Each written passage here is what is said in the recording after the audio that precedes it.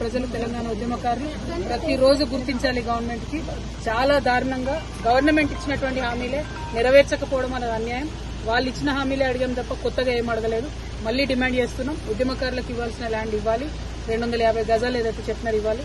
అది అడిగినందుకు ఇవాళ ఉద్యమకారుల మీద లాఠీ చార్జ్ చేయడం, ఉద్యమకారుల రక్తం చిందేటట్టు చేయడం ఖచ్చితంగా కాంగ్రెస్ గవర్నమెంట్ కి కౌంట్ డౌన్ స్టార్ట్ ఈ రోజు ఉంది.